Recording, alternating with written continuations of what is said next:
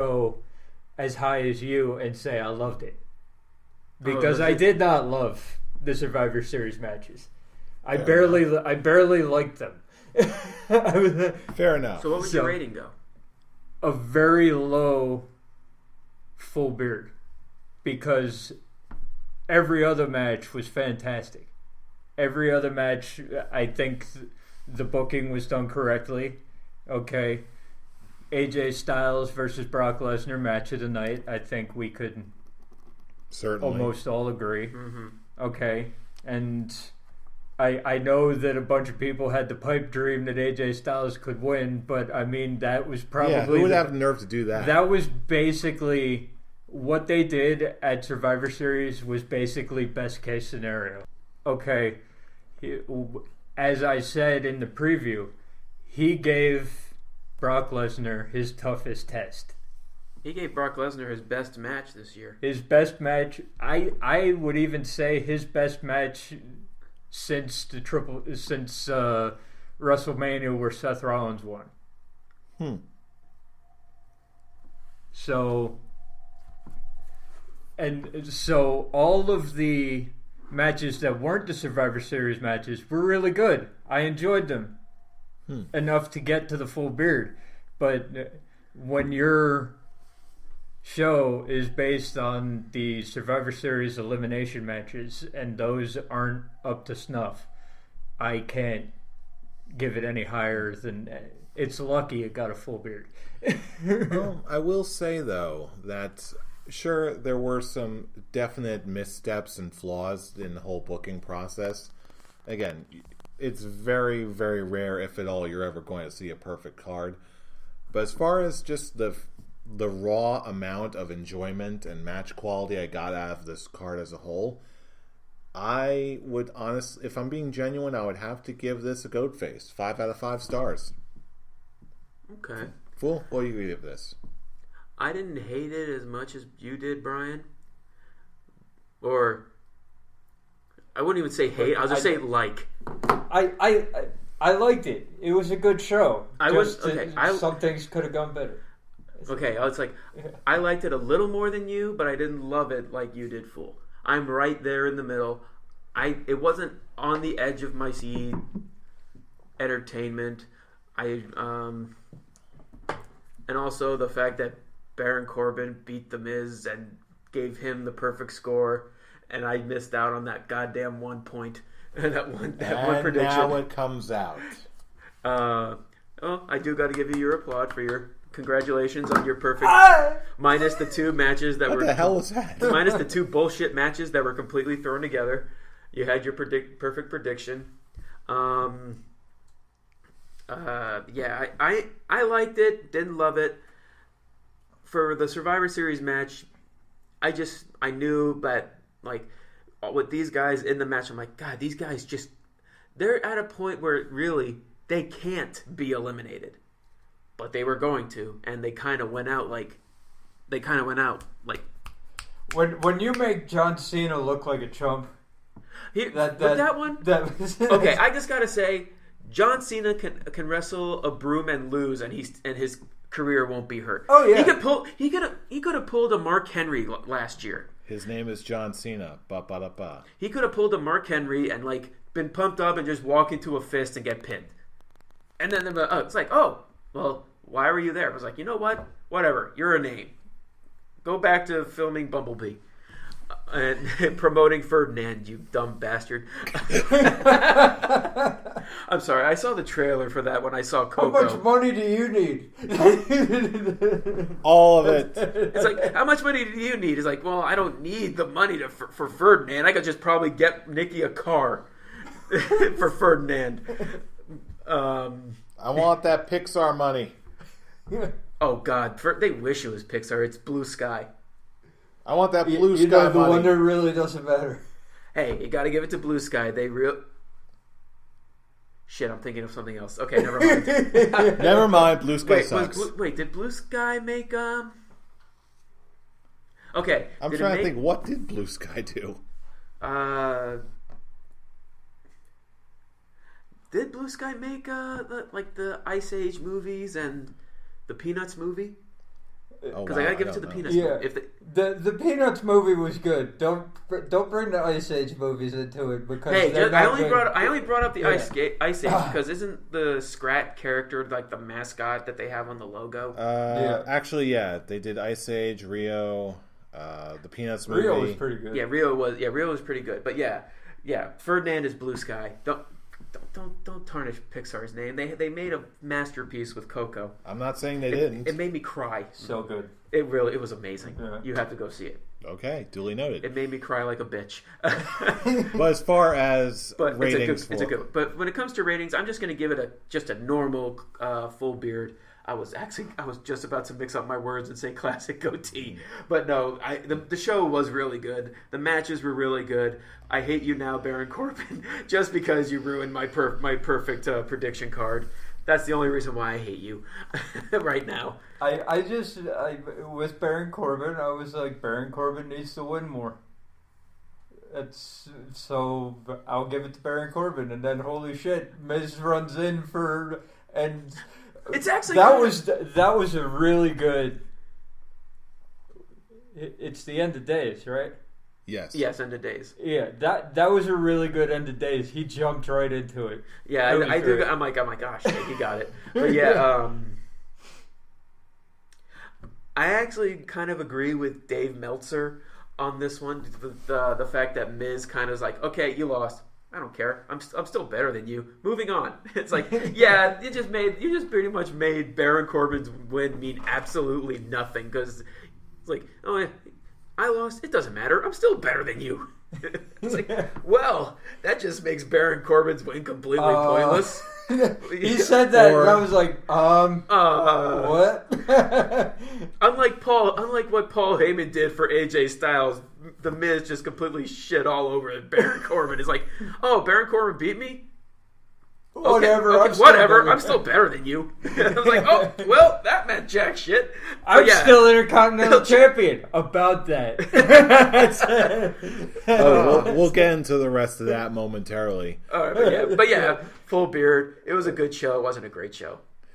All right, which brings us to our next segment, Raw versus SmackDown Live.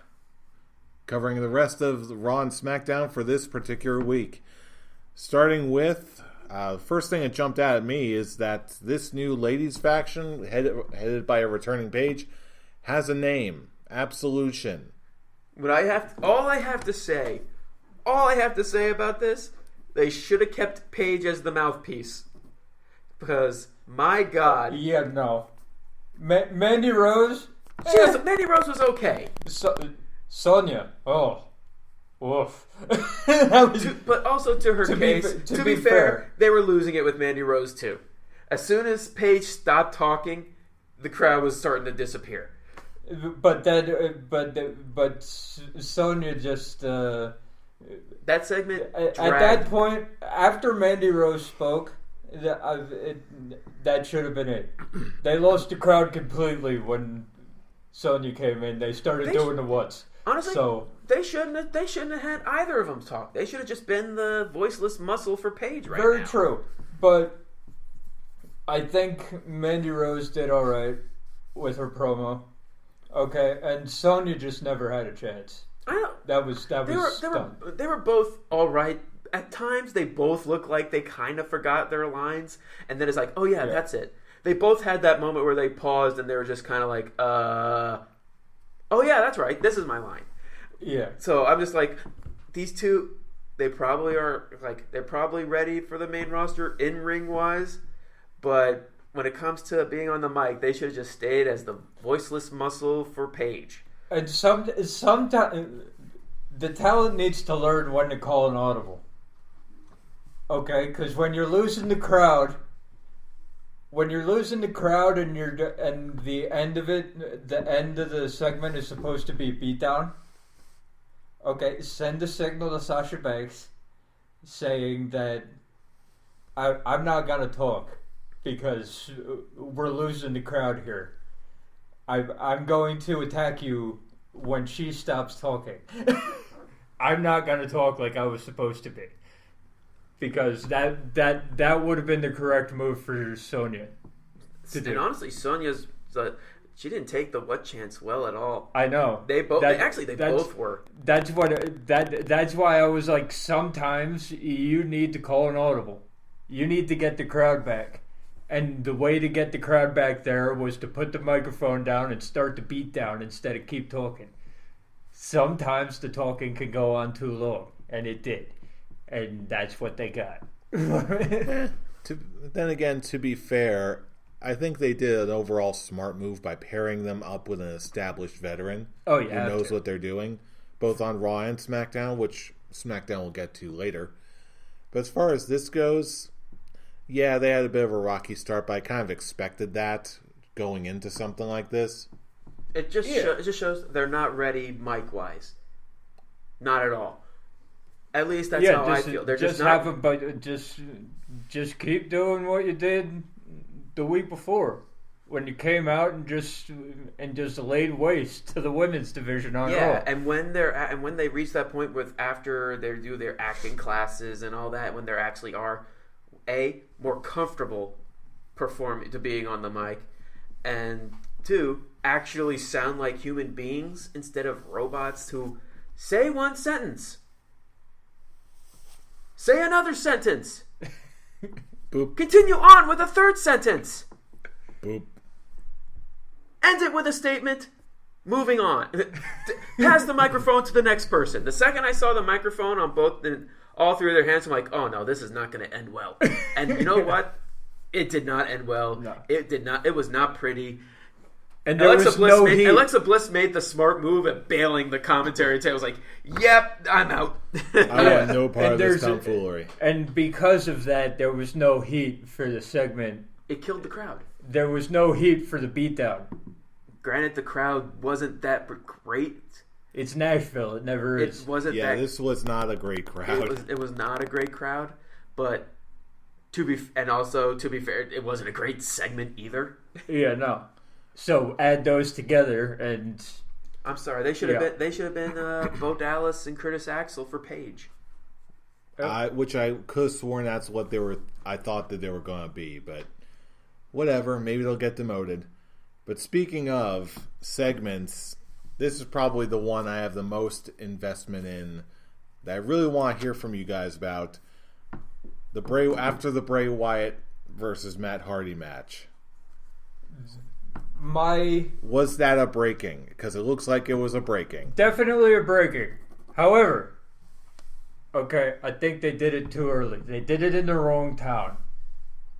In the wrong town, absolutely. They should avoid. Aren't they in LA next week? Yes. They should have waited another week.